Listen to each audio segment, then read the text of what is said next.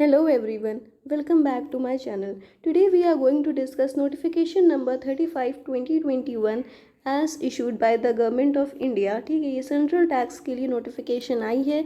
ये कब की डेटेड है? ये डेटेड है 24 सितंबर 2021 को ये नोटिफिकेशन इशू की गई है। ये जो हमारी 45th काउंसिल मीटिंग हुई थी उसी में जो अमेंडमेंट्स प्रपोज किए गए हैं, जो चेंजेस प्रपोज किए गए हैं, उसी के लिए ये नोटिफिकेशंस हैं। तो हम देखते हैं कि इसमें कौन कौन से चेंजेस प्रपोज किए गए हैं। ठीक है, इसमें फर्स्ट चेंज जो बताया गया है वो हमें बताया गया है रूल 10A में। रूल 10A हम देख लेते हैं किस लिए होता है। रूल 10A होता है linking giving furnishing details of bank account. ठीक है, बैंक अकाउंट डिटेल्स जो हमें देनी होती है उसके लिए ये रूल 10A था। किसके लिए था? बैंक अकाउंट डिटेल्स जो हमें देनी होती है उसी के लिए ये रूल 10A था। इसमें लिखा गया है, इसमें क्या चेंज प्रपोज किया, इसमें लिखा गया है कि after the words details of bank account the word which is in name of registered person and obtained on permanent account of the registered person shall be inserted. लिखा गया है कि जो भी वर्ड था डिटेल्स ऑफ बैंक अकाउंट, हमें पहले bank account detail देना होता था, लेकिन अब हमें सिर्फ बैंक अकाउंट डिटेल नहीं देना है। हमें कौन सा बैंक अकाउंट देना है? जो कि रजिस्टर्ड पर्सन है उसके नाम पे हो वो बैंक अकाउंट, और क्या हो उसमें उसका परमानेंट अकाउंट नंबर लगा हो, अटैच्ड हो, पैन उसका लगा हो, रजिस्टर्ड पर्सन का लगा हो, उसी के नाम पे वो बैंक अकाउंट डिटेल हो, तो उसी डिटेल को हमें देना है रूल 10A में। ठीक है, और क्या लिखा था? फॉलोइंग प्रोविजो, क्या following proviso shall be inserted, namely क्या provided that in case of a proprietorship concern में जो परमानेंट अकाउंट नंबर है ऑफ प्रोप्राइटर का उसको क्या करना है? हमें आधार से भी लिंक करना है। मतलब हमें लिंक जो आधार और पैन को लिंक करना था वो भी लिंक किया हुआ होना चाहिए। प्रोप्राइटर का जो पैन है उससे आधार का लिंक भी होना चाहिए। ठीक है, हमने क्या देख लिया इसमें क्या दो चेंजेस प्रपोज किए हैं रूल 10A में। एक क्या गया है कि जो बैंक अकाउंट डिटेल हमें देनी है वो किसकी देनी है? रजिस्टर्ड पर्सन की देनी है, और उसमें जो है उसका पैन भी डला होना चाहिए उस बैंक में। और सेकंड प्रपोज किया गया है जो प्रोप्राइटरशिप है उसका जो प्रोप्राइटर है उसका पैन जो है आधार से लिंक्ड होना चाहिए ना। ठीक है, तो अगर आपने लिंक नहीं किया है तो अपने क्लाइंट को बता दीजिए कि वो लिंक करा लेते हैं। सब लोग अपना पैन और आधार को लिंक करा लेंगे। उसकी डेट भी अब एक्सटेंड हो गई है पैन और आधार को लिंक करने की। नेक्स्ट है कि after rule 10A of the said rules with effect from the date as may be notified the following, ये रूल एक इंसर्ट किया गया है, नया रूल इंसर्ट किया गया है रूल 10B जो है आधार ऑथेंटिकेशन फॉर रजिस्टर्ड पर्सन। इसमें बताया गया है कि रजिस्टर्ड पर्सन रजिस्टर्ड अंडर 2560 जो रजिस्ट्रेशन ऑब्टेन करता है 2560 वाला रजिस्ट्रेशन छोड़ के उस और जिसको सर्टिफिकेट मिलता है रजिस्ट्रेशन का, उसको क्या करना पड़ेगा? उसे अपना आधार ऑथेंटिकेशन कराना पड़ेगा। किसको कराना पड़ेगा? प्रोप्राइटर को कराना पड़ेगा, या फिर जो है पार्टनर को कराना पड़ेगा, पार्टनरशिप फर्म के केस में कर्ता को कराना पड़ेगा, HUF के केस में MD मैनेजिंग डायरेक्टर को कराना पड़ेगा, कोई भी होल टाइम डायरेक्टर हो उसको कराना पड़ेगा कंपनी के केस में, या फिर मेंबर्स ऑफ मैनेजिंग कमेटी हो AOP के केस में, या फिर बॉडी ऑफ इंडिविजुअल्स है या सोसाइटी है, ट्रस्टी है, इन बोर्ड ऑफ ट्रस्टीज़ को कराना पड़ेगा। ठीक है, इन सब पर्सन को अपना क्या करना पड़ेगा? आधार ऑथेंटिकेशन कराना पड़ेगा, या कोई भी जो ऑथराइज सिग्नेटरी है जो एलिजिबल है उसको क्या कराना पड़ेगा? अपना आधार ऑथेंटिकेशन कराना पड़ेगा। किस लिए? अगर वो ये सब उन्हें काम करना है तो इस रूल्स में जो भी मेंशन्ड है वो काम करना है तो आपको आधार ऑथेंटिकेशन कराना पड़ेगा। क्या क्या मेंशन्ड है? पहला है कि जो है for the application of revocation of cancellation of registration in form GST REG 21, अगर एज पर रूल 23 अगर आपको क्या करना है? अपना एप्लीकेशन देना है। किस लिए देना है? Revocation of cancellation of registration कराना है आपको, तो फिर आपको क्या करना पड़ेगा? अपना आधार ऑथेंटिकेशन कराना पड़ेगा। सेकेंड है कि for filing of refund application अगर आपको डालना है एज पर रूल 89 तो भी आपको क्या होना चाहिए? आधार ऑथेंटिकेशन आना चाहिए। थर्ड दिया है फॉर रिफंड अंडर रूल 96, अगर आपको रिफंड लेना है 96 रूल के अंदर इंटीग्रेटेड टैक्स का जो एक्सपोर्टेड गुड्स में पे किया है तो भी आपका आधार ऑथेंटिकेशन होना चाहिए। इन 3 पर्पज़ के लिए आपका आधार ऑथेंटिकेशन मस्ट कर दिया गया है। ठीक है, अब नेक्स्ट देख लेते हैं कि provided that if Aadhaar number has not been assign to the person required to undergo authentication of the Aadhaar number such person shall furnish, अगर आपका आधार नंबर नहीं है तो आपको क्या देना पड़ेगा? आधार नंबर के लिए फॉलोइंग डॉक्यूमेंट्स है जो आपको इशू करने पड़ेंगे। कौन कौन से? ही जो आधार एनरोलमेंट ID, जो आपने एनरोलमेंट अपना आधार के लिए एनरोलमेंट ID जो आपको मिली होगी जब आप अपना आधार कार्ड इशू करवाने जाते हैं या उसको रजिस्ट्रेशन के लिए जाते हैं तो आपको एक एनरोलमेंट ID मिलती है, उसको देना पड़ेगा। एंड ये तो देना ही देना पड़ेगा, ये तो मस्ट है देना। ठीक है, अगर आपके पास आधार नंबर नहीं है तो आपको एनरोलमेंट ID देनी पड़ेगी। और क्या देना पड़ेगा? और आपको देना पड़ेगा बैंक पासबुक विथ फोटोग्राफ या फिर voter ID card issued by election commission, और पासपोर्ट, या फिर क्या हो ड्राइविंग लाइसेंस, और क्या हो या फिर जो है driving licence issued by licensing authority. ठीक है, प्रोवाइडेड दैट सच पर्सन, क्या provided that such person shall undergo the authentication of Aadhaar number within period of 30 days. ऐसा नहीं है कि ये सब आपने एनरोलमेंट आईडी दे दी और ये सब डॉक्यूमेंट्स दे दिए तो अब आपको आधार ऑथेंटिकेशन नहीं करना, उन्होंने दे दिया है प्रोवाइजर के थ्रू कि प्रोवाइडेड फर्दर है। क्या कहा गया है कि जो आपने जैसे ही आपको आधार नंबर मिलता है, जैसे ही आपको अपना आधार कार्ड मिलता है, उससे विद इन 30 डेज़ आपको अपना आधार ऑथेंटिकेशन कराना कंपलसरी है। ठीक है, फर्स्ट चेंज किस में प्रपोज किया गया? फर्स्ट चेंज प्रपोज किया गया, हमें जो बैंक अकाउंट डिटेल्स देनी होती है वो प्रपोज चेंज किया गया कि वो बैंक अकाउंट कौन सा होना चाहिए, रजिस्टर्ड पर्सन के नाम पे होना चाहिए, उसमें उसका पैन लगाना होना चाहिए। और अगर वो प्रोप्राइटरशिप के केस में है तो उस प्रोप्राइटर का क्या है, पैन जो है आधार से लिंक होना चाहिए। सेकंड प्रपोज किया गया है कि आपको आधार ऑथेंटिकेशन कराना कंपलसरी है। किस केस में कंपलसरी है?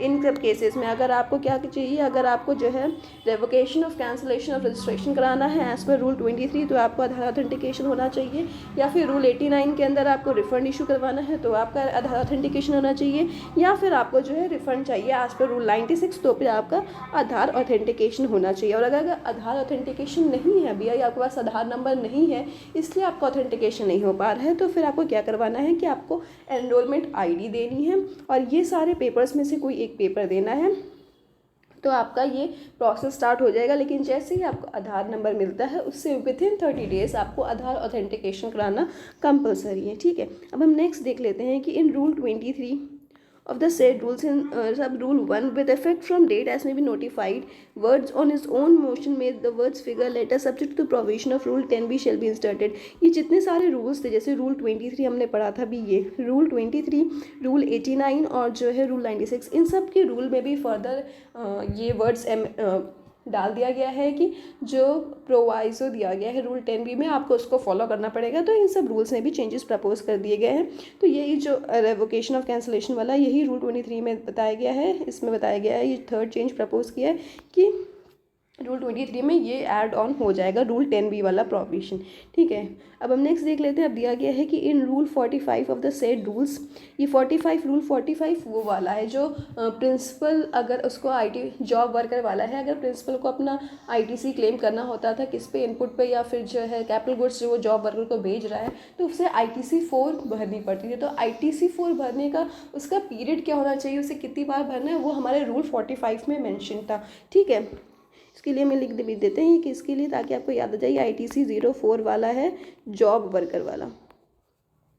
ठीक है, ये उसके केस में था।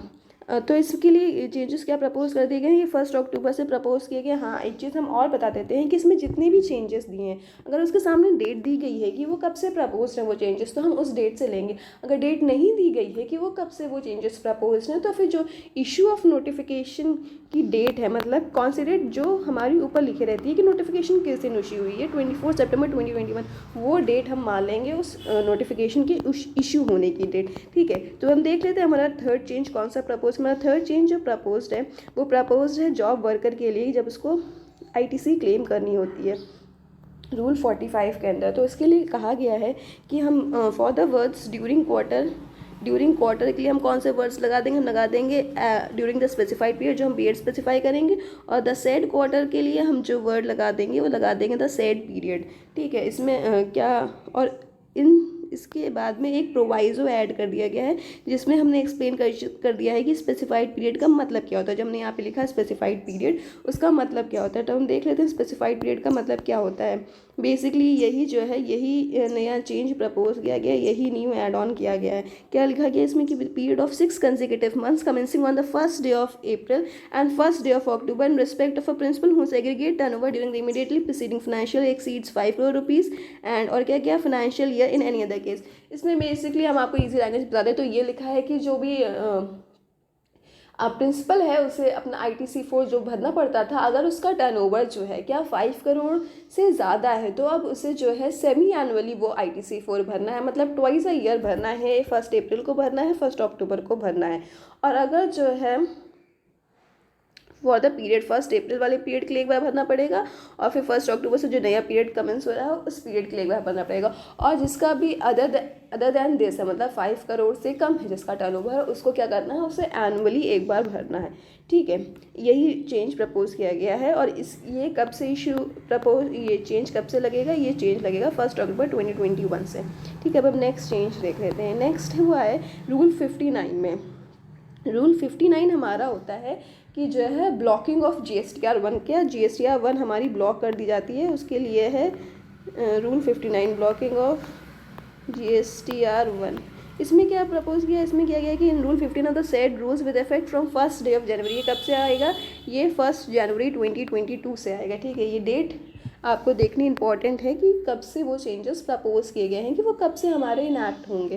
ठीक है, इसमें दिया गया है कि in clauses for the words for preceding 2 months. अभी तक था कि अगर आपने प्रीसीडिंग 2 मंथ्स की GSTR3 नहीं भरी है तो फिर आपको नेक्स्ट मंथ का GSTR1 नहीं भरने जाता था, आपका GSTR1 क्या कर दिया जाता था, ब्लॉक कर दिया जाता था, है ना। लेकिन अब जो है प्रीसीडिंग 2 मंथ्स की जगह क्या ऐड कर दिया जाएगा, प्रीसीडिंग मंथ। अगर आपने प्रीसीडिंग मंथ की GSTR3 भी नहीं भरी है तो आप नेक्स्ट मंथ का GSTR1 नहीं भर सकते जब तक कि आप GSTR3 भी नहीं भर देंगे। और ये कब से चेंज प्रपोज किया गया, ये प्रपोज किया गया है 1 जनवरी 2022 से।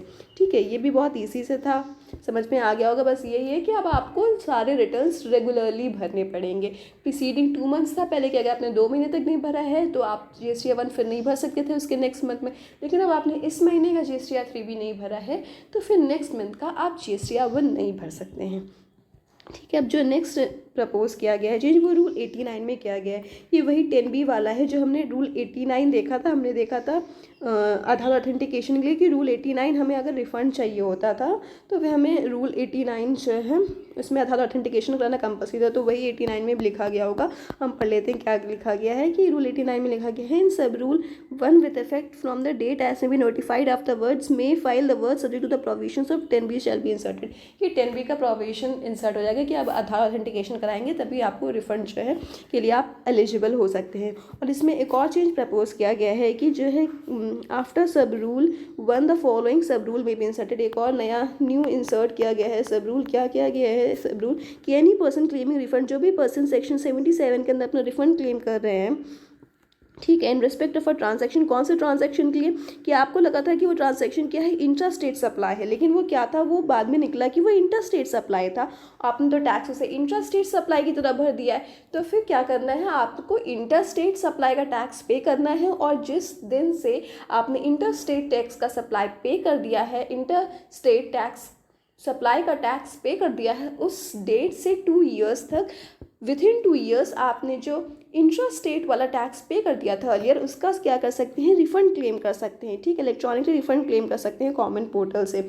इसके लिए पीरियड 2 ईयर्स जो स्पेसिफाई किया गया था उसके लिए क्लैरिफिकेशन दे दी गई है कि जो पुराने केसेस हैं इससे रिलेटेड कि इंटर स्टेट या इंट्रा स्टेट में जिनको कन्फ्यूजन हो गई थी और उनका जो है टैक्स फंसा हुआ है, तो जो पुराने केसेस हैं उनके लिए डेट हम कहाँ से देखेंगे, उनके लिए डेट हम देखेंगे कि जब से ये नोटिफिकेशन आई है अब से लेकर विद इन 2 ईयर्स की हम डेट देखेंगे। ठीक, इसमें ये लिखा गया provided that the said application में as regard to any payment of tax interstate supply before coming into force of this sub rule, इसके आने से पहले be filed before the expiry of a period of 2 years from the date on which sub rule comes in force. जब से ये in force में आया है ये सब रूल, कब से आया, क्योंकि इसके लिए कोई डेट मेंशन नहीं है, तो ये कब से आया, ये आया है जो भी नोटिफिकेशन की डेट है यानी 24 सितंबर 2021 से। तो इसके लिए हम 24 सितंबर से 2 ईयर्स का पीरियड देखेंगे। अदरवाइज जो न्यू केसेस हैं जिनको भी रिफंड क्लेम करना है सेक्शन 77 वाला, तो उसे क्या करना है, उसे अब जिस दिन वो पेमेंट ऑफ टैक्स कर देता है जो सही वाला है, उससे 2 ईयर्स का पीरियड देखना है। विद इन 2 ईयर्स वो अपना रिफंड क्लेम कर सकता है। नेक्स्ट जो चेंज प्रपोज हुआ है वो रूल 96 में हुआ है। ठीक है, इसमें भी लिखा गया है कि in sub rule 1 after clause B with effect from the date as may be notified the following clause shall be inserted the applicant has undergone क्या Aadhaar authentication in the manner provided 10B। ये 96 भी हमने देखा था उस समय। 96 वाला था कि अगर हम एक्सपोर्ट के केस में अपना रिफंड क्लेम हमें करना होता है तो फिर हमें क्या आधार ऑथेंटिकेशन कराना कंपलसरी है। ठीक है, अब नेक्स्ट हम देख लेते हैं। नेक्स्ट दिया गया है कि after rule 96B of the said rules with effect from the date as notified the following rule shall be inserted. क्या एक नया रूल इंसर्ट कर दिया गया है। ठीक है, 96C ये क्या है, न्यू रूल इंसर्ट कर दिया गया है for credit of refund for the purpose of सब रूल 3 ऑफ रूल 91, सब रूल 4 92, मतलब कौन कौन से हम देख लेते हैं। 91 3 में और 92 4 में, और किस में किया गया, और किया गया है रूल 94 में।